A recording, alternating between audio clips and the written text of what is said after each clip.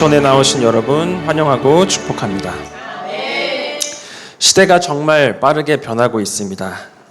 시대가 빠르게 변하는 것만큼 그 시대에 반영하여 우리의 삶의 문화도 점점 빠르게 변하고 있습니다.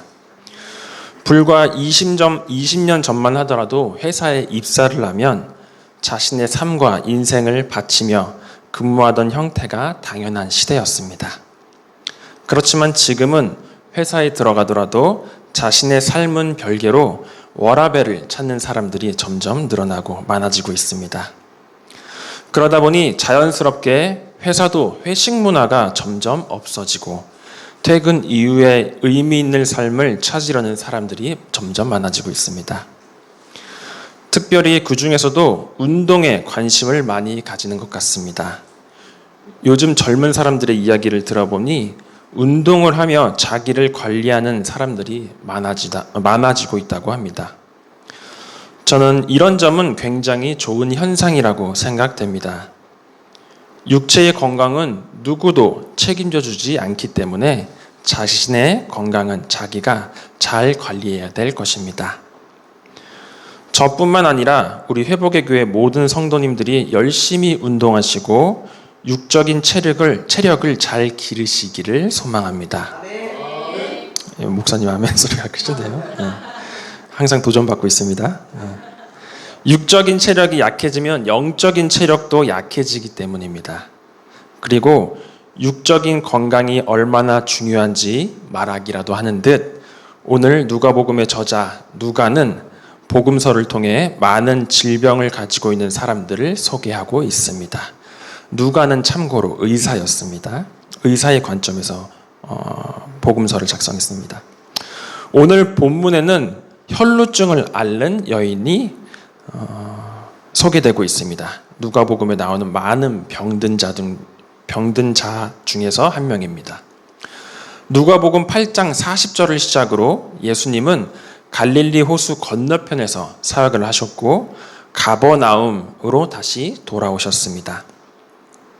가버나움에 도착한 예수님은 많은 사람들이 기다리고 있었습니다. 예수님은 이미 그 지역에서 아주 유명하신 분이셨습니다. 가버나움에 도착하니 많은 사람들 중에서도 예수님을 특별히 기다리는 사람이 있었습니다. 그 사람의 이름은 야이로라고 하는 회당장이었습니다. 야이로는 그 당시 존경받고 사회적으로 높은 위치에 있는 지도자였습니다. 그는 회당장으로서 그 지역에서 유대인들의 모든 예배와 행정적인 일을 책임지는 책임자였습니다. 그런 야이로에게는 12살 된 딸이 있었습니다. 그 딸은 많이 위독하여 목숨이 위태로운 상황이었습니다.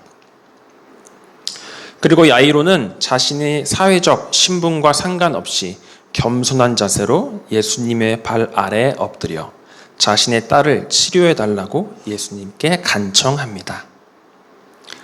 그 간청을 허락하신 예수님은 야이로라고 하는 회당장과 함께 그의 집으로 가게 됩니다. 그때에 예수님을 둘러싸던 많은 사람들도 같이 야이로의 집으로 이동하게 됩니다. 야이로의 집으로 가는 길은 매우 혼잡했다고 성경은 말하고 있습니다. 초등학교 때가 잠깐 기억이 납니다. 저는 국민학교 때였는데요. 제가 초등학교를 다닐 때만 해도 한 학년이 16반까지 있었습니다. 그리고 한 학급에는 대략 50명 정도가 있었습니다. 그러니까 대충 계산해 보면 한 학년이 한 800명 정도, 500명 넘게 정도였습니다. 요즘에도 그런 게 있는지 모르겠습니다. 제가 초등학교 다닐 때는 월요일 날 등교를 하면 운동장에서 모든 학생들이 나와서 조회를 했습니다. 모든 초등학생들이 운동장에 서서 교장 선생님의 말씀을 듣고 그 조회가 끝나면 모든 학생들이 다시 반으로 들어가는 겁니다. 운동장에서 반으로 들어갈 때 한 반씩 순서대로 들어가지만 건물 입구 쪽에 가면 한 반씩 들어가던 그 순서가 모두 다 엉망이 되면서 많은 인파가 모이는 것을 경험했습니다. 모든 학년들이 섞여서 정말 앞사람의 머리만 보고 자기 반으로 찾아가던 것이 기억이 납니다. 정말로 많은 사람들이 모여 있었던 때였습니다. 그런데 초등학교 다닐 때 그보다 더 많은 인파가 있었던 날이 있었습니다. 그때는 언제냐면 토요일 날 4교시가 끝나고 담임 선생님의 종례가 없는 날. 그날은 모든 학생들이 한 번에 하교를 합니다. 주말을 맞이하러 가는 학생들의 하교 시간은 정말 인산인해를 이룹니다. 그때는 정말 많은 학생들이 한 번에 학교에서 빠져나오기 때문에 앞사람의 뒤통수를 보고만 가면 되는 것이 아닙니다. 그러면 중간에 넘어지거나 계단에서 넘어지기 때문에 땅을 보면서 앞사람의 발만 보면서 계속해서 이어나가야 됩니다. 아마도 오늘 성경이 말하는 예수님이 야이로의 집으로 가는 길도 이러했으리라 상상해 봅니다. 정말 많은 인파 속에서 사람들은 서로의 발을 밟기도 하고 엉키고 뒤섞여 야이로의 집으로 향하는 그때였습니다. 예수님께서 갑자기 옆에서 동행하는 제자들에게 말씀하십니다. 나에게 손을 댄 자가 있다. 그 자가 누구냐? 이 말을 들은 사람들은 모두 다 자신이 아니라고 이야기했습니다.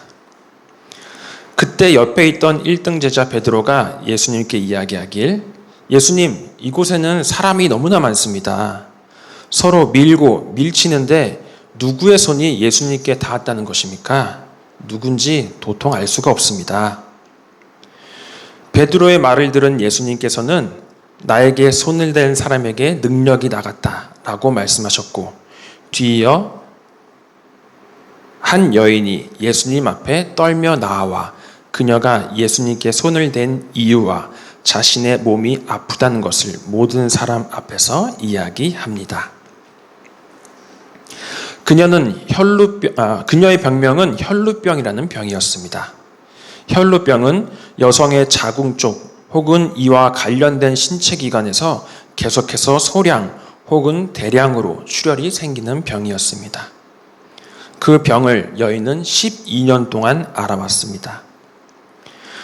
예수님께서는 그 여인에게 너의 믿음이 너를 구원하였다고 말씀하시며 병을 고쳐주셨고, 그 여인은 깨끗한 몸으로 치료되어 자신의 삶의 자리로 돌아갔습니다. 오늘의 본문의 내용은 이러한 내용입니다. 오늘 본문을 통해 우리가 볼 수 있는 성경의 가르침은 크게 두 가지로 볼 수 있습니다. 첫 번째는 혈루증을 앓는 여인의 입장입니다. 여인은 12년 동안 혈루증을 앓았다고 성경은 말하고 있습니다. 그 당시 혈루증을 포함한 모든 질병은 단순히 육체의 문제가 아니라 영적인 문제로 이어진다고 보았습니다. 다시 말해 병이 있으면 그것은 그 사람의 죄 때문에 그렇다고 생각하고 믿었습니다. 그 여인은 여성계 쪽의 질병을 가지고 있었습니다. 이걸 근거로 나이를 조심스럽게 추측해 보자면 당시 사람들의 평균 수명은 길게 잡아도 40세 정도였다고 하니까 대충 10대 후반 정도부터 병을 앓았더라고 하더라도 12년을 앓았다고 한다면 그녀가 가장 활기차고 건강할 때에 모든 세월의 병을 앓아온 것입니다. 다시 말해보면 여인이 여자로서 살아갈 무렵부터 거의 반평생이 넘게 병을 앓고 살았고, 사람들은 그런 여인이 죄가 있다고 판단해서 누구도 가까이 가지 않는 말에 기피하는 대상이었다는 뜻입니다. 그녀에게는 도움을 청할 사람도 없고 가까이 가는 사람도 없고 말을 거는 사람도 없었습니다. 왜냐하면 그녀는 부정한 여인으로 낙인 찍혔기 때문입니다. 유대인의 법 중에 부정한 자와 같이 말을 섞거나 같이 피부를 닿으면 안 되는 법이 있습니다. 식사를 같이 해도 안 됩니다. 그래서 그녀는 누구와도 어울릴 수 없는 환경에서 살아왔습니다. 공동체 안에서 철저하게 고립되어 살아왔던 것입니다. 여인은 자신이 어디에도 갈 수 없는 상황임을 알면서도 예수님이 계시는 많은 인파 속으로 들어갔습니다. 여인이 많은 인파 속에 들어갈 때 자신의 정체가 드러나거나 서로의 옷깃이 스치기라도 한다면 그녀는 앞으로 엄청난 불혜택을 가지고 살아가야만 했습니다. 지금도 사람들로부터 부정한 여인이라 낙인 찍히며 살아왔는데 그 많은 인파 속에 그녀가 나타났다는 소문만 돌기라도 한다면 그녀가 사는 동네에서 남은 인생을 제대로 살아가지 못할 것입니다. 하지만 그럼에도 불구하고 그녀는 예수님이 그 문제를 해결해 주시리라 믿었고 그 믿음을 근거로 예수님이 계시는 곳까지 예수님을 찾아갑니다. 그리고 많은 인파 속에 자신의 몸을 던져 많은 사람들과 몸을 부딪히며 예수님께 다가갔습니다. 그녀는 예수님의 옷깃을 만졌고 만진 즉시 나음을 받았습니다. 예수님은 그녀의 믿음을 칭찬하셨고 그녀의 믿음이 그녀를 구원했다고 말씀하셨습니다. 예수님이 문제를 해결해 주실 수 있다는 믿음, 그 믿음이 그녀를 예수님에게 나아가게끔 한 것입니다. 믿음 자체가 그녀를 낫게 한 것이 아닙니다.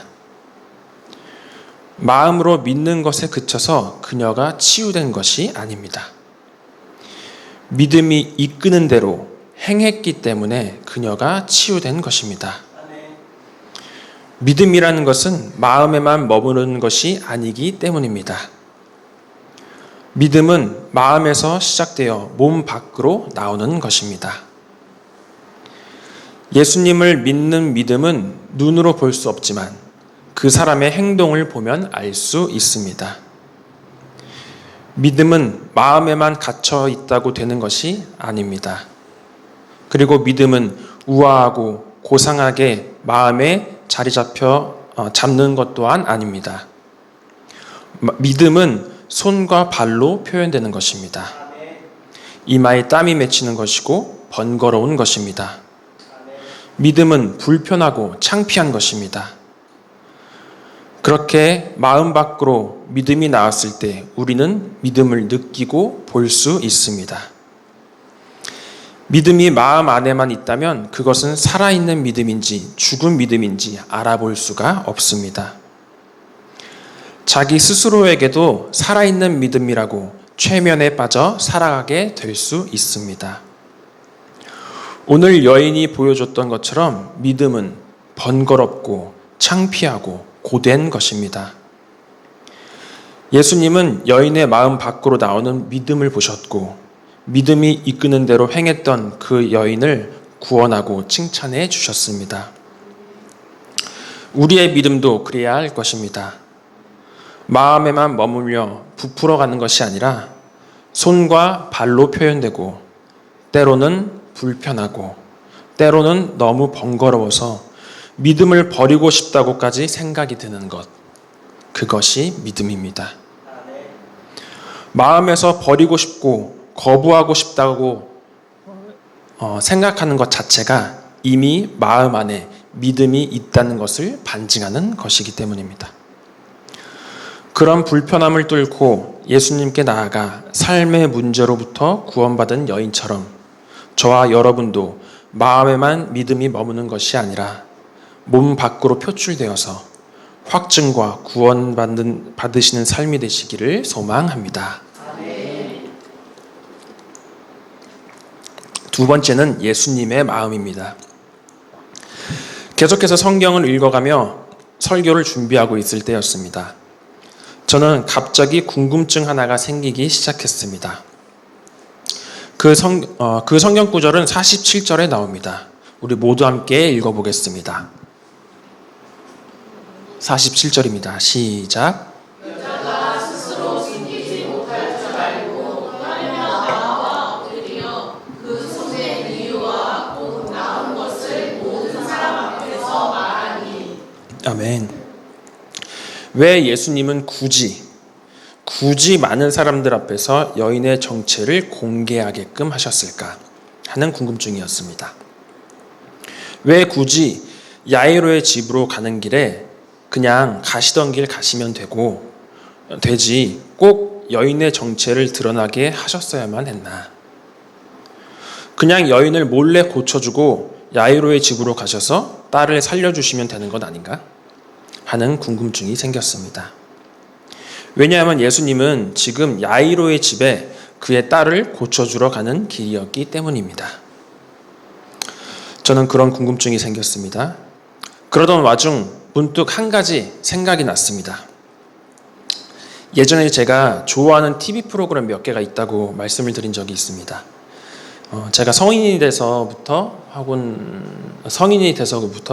TV 프로그램을 잘 안 보게 되는데요. 가끔씩 TV 채널을 돌리다 보면 꼭 보는 프로그램이 몇 개가 있습니다. 한 개는 TV 동물농장입니다. 동물농장에 보면은 따뜻한 사연들이 굉장히 많은데요. 그 따뜻한 사연들을 보면 기분이 굉장히 좋아집니다.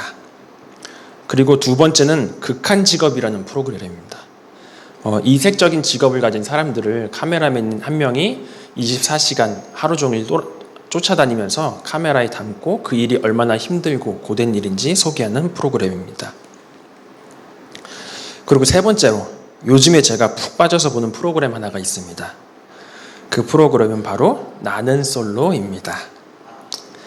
저는 넷플릭스에서 하는 프로그램으로 알고 있는데요.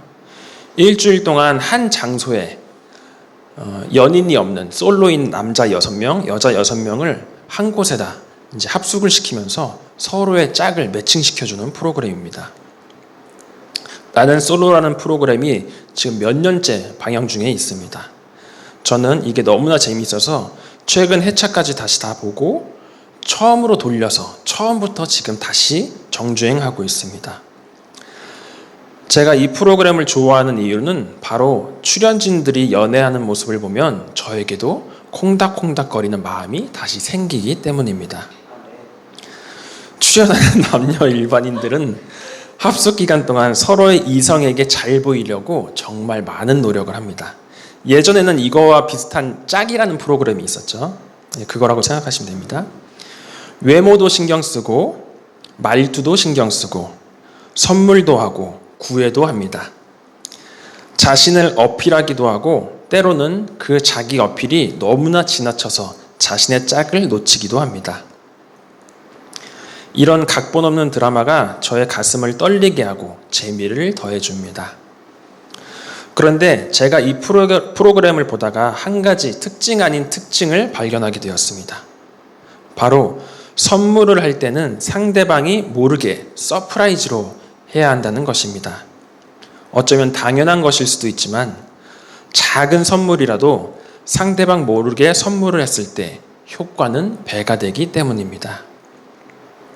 그리고 또 더 한 가지, 상대방이 모르게 선물을 하는 것도 좋지만 그보다도 좋은 것은 상대방이 필요로 하는 것을 빠르게 눈치채고 준비했을 때 배가 되는 감동을 받는 것입니다.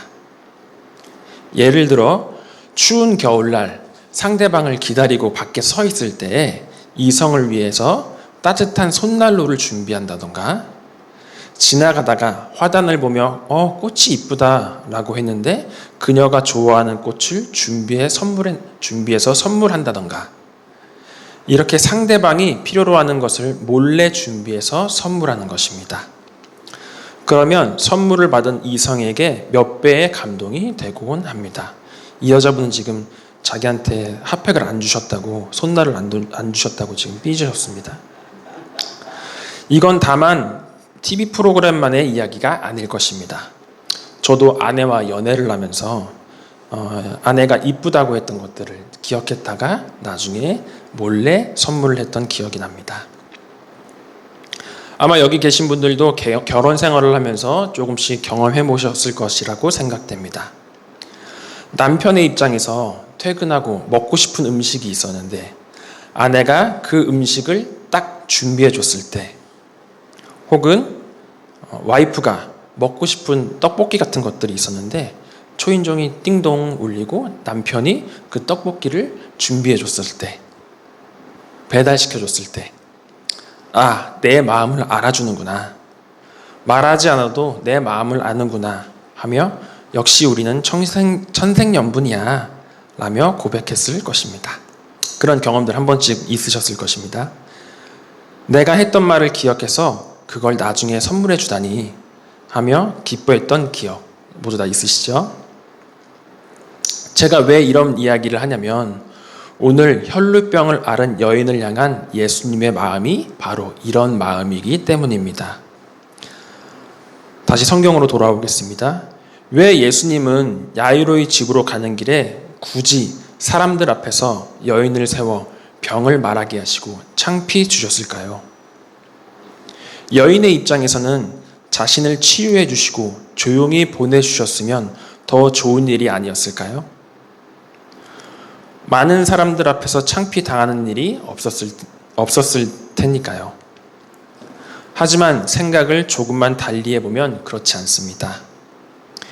예수님께서는 그녀가 육체적으로 치유되고 영적으로 치유될 뿐만 아니라 유대 사회에서 죄에 대한 낙인까지 치유되기를 원하셨습니다. 만약 여인이 조용히 치유되어서 자신의 집으로 돌아갔다면 어떤 상황이 벌어졌겠습니까? 자신의 육체는 치유되었지만 마을 사람들은 여전히 그 여인이 혈루병을 앓고 있는 죄인이라고 믿었을 것입니다. 그런 여인은 자신이 혈루병으로부터 치유되었다는 것을 일일이 많은 사람들에게 증명하며 다녔어야 했을 것입니다. 마을 모든 사람을 이해시키고 설득해야만 했었습니다. 자신이 혈루병으로부터 치유되었다는 것을 증명하는 일은 여성으로서 쉬운 일은 아닙니다. 여인으로서 수치스럽고 자신의 치부를 드러내야 하는 일이었을 것입니다. 그리고 이렇게 하나하나 증명해 나가는 것은 오래 걸리는 일이기도 합니다. 남은 인생의 모든 시간을 자신이 치유되었다는 사실과 싸워 나아가야만 하는 것이었습니다. 아무도 모르게 예수님께서 치유되고 혼자 집으로 돌아갔다면 자신이 감당해야 할 남은 짐들이 너무나 많고 무겁다는 것을 예수님은 아셨던 것입니다. 그래서 예수님은 다른 방법을 선택하십니다. 많은 사람들 앞에서 그녀 스스로 자신의 병을 말하게 하시고 그 병을 치유해 주시고 그녀가 치유되었다는 것을 선포하셨습니다. 그 선포로 인해 그녀는 더 이상 사람들 앞에서 자신을 증명할 필요가 없어졌습니다. 예수님께서 직접 그녀의 병이 치유되었다고 선포하셨기 때문입니다. 예수님은 여인에게 필요한 것이 단순한 것이 아님을 알고 계셨습니다. 그리고 그 여인에게 필요한 그 이유의 삶까지 해결해 주셨습니다. 우리가 믿는 예수님은 그런 분이십니다. 예수님은 우리의 모든 필요를 이미 알고 계시고 해결해 주시는 분이십니다. 오늘 혈루병을 앓은 여인처럼 용기를 가지고 예수님께 나아가기만 한다면 예수님은 우리의 믿음과 행동을 보시고 우리의 무거운 짐들을 덜어주시고 해결해 주십니다. 저는 소망하기로는 우리 교회 모든 성도님들이 예수님 앞으로 나아가시기를 소망하고 원합니다. 예수님이 우리의 모든 문제를 해결해 주실 수 있다는 믿음을 가지고 예수님께 나아가 그 문제가 해결되기를 원합니다. 또한 우리는 스스로 알지 못하지만 우리 안에 해결되어야 할 문제들까지도 예수님께서 직접 해결해 주시고 풀어 주시기를 간절히 원합니다. 그래서 우리가 각자의 삶의 자리로 돌아갔을 때 한 명의 사회 구성원으로 그리고 크리스천으로 살아갈 수 있기를 소망합니다. 돌아오는 한 주간은 예수님께서 우리의 문제를 털어놓고 치유받아 새 생명으로 살아가게 되는 저와 여러분 되시기를 소망하며 오직 믿음으로 같이 찬양하시겠습니다.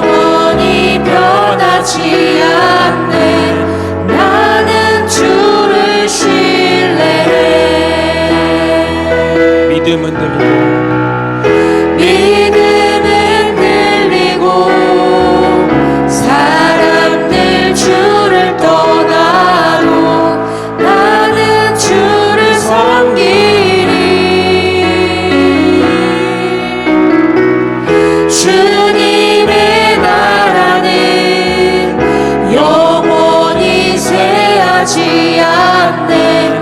나는 주를 신뢰해. 오직 믿음으로 오직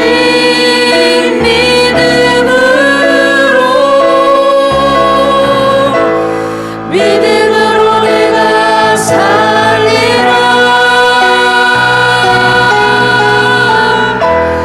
오직 믿음으로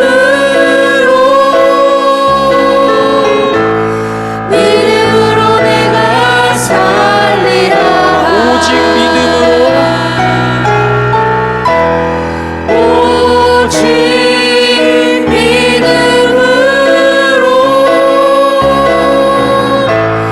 믿음으로 내가 살리라.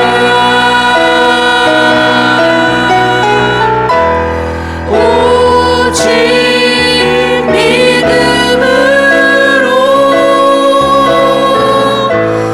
믿음으로 내가 살리라.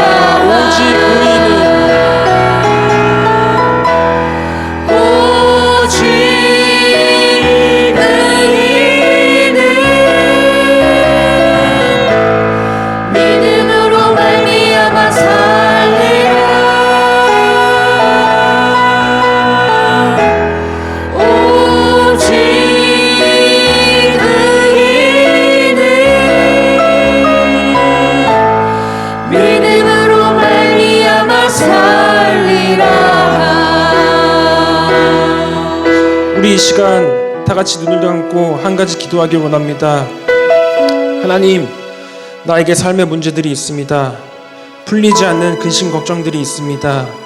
하나님, 오늘 혈루병을 앓는 여인처럼 나의 마음속에 믿음을 가지고 용기를 가지고 주님께 다가가 주님의 옷자락을 만지오니 아버지 하나님, 나의 문제를 해결해 주시옵소서. 이 시간 기도하오니 하나님, 내가 걱정하지 못하고 내가 생각하지 못하는 문제들까지 나의 삶에서 해결해 주시옵소서. 하나님, 이 시간 나를 도와 내가 용기를 얻어 주님께 다가가는 시간 되게 하여 주시옵소서. 하나님, 나의 입술을 열어 내가 하나님께 다가갈 수 없지만 나의 입술의 고백으로서 하나님께 다가가게 하여 주시옵소서. 오늘 이 시간 뜨겁게 우리의 근심 걱정을 하나님께 털어놓으면서 우리 이 시간 기도하는 시간을 가지겠습니다. 아버지 하나님, 이 시간 하나님과 함께 나아갑니다. 아버지 하나님, 그 삶의